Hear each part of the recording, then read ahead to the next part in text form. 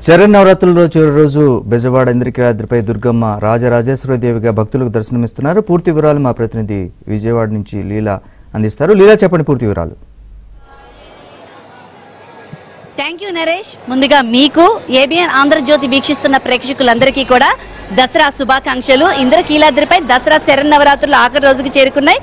11 రోజుల పాటు 11 అలంకారాల్లో దుర్గమ్మ భక్తులకి దర్శనమిచ్చారు.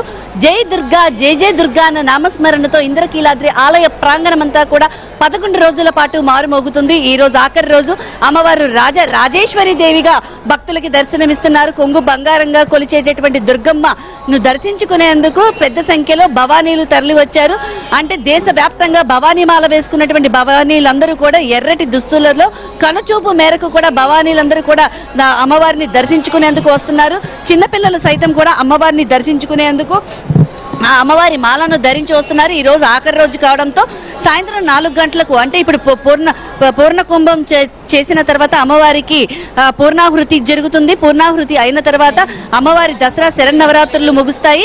అలాగే ఈ రోజు సాయంత్రం హంస వాహనం పైన ఉత్సవమూర్తులను దుర్గా మల్లేశ్వర స్వామివార్ల ఉత్సవమూర్తులను జల విహారం అనేది రద్దయింది. ఎందుకంటే స్వామివారికి ఇవాళ కృష్ణలో వరద పోటెత్తడం వల్ల స్వామివారికి జల విహారం రద్దయింది. కేవలం తెప్పోత్సవ కార్యక్రమం అంటే నది ఒడ్డున మాత్రమే స్వామివారికి చేసేటటువంటి కైంకర్యాలన్నీ చేస్తారు.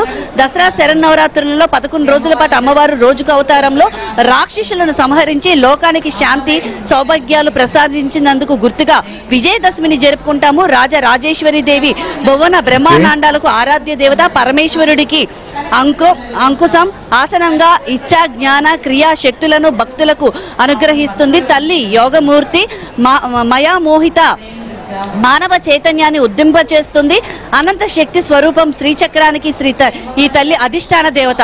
ఈ అవతారంలో అమ్మ చేతిలో చెరుకు గడ, ఇంకొక చేతిలో అభయముద్రతో భక్తులకు అనుగ్రహిస్తుంది అమ్మవారు.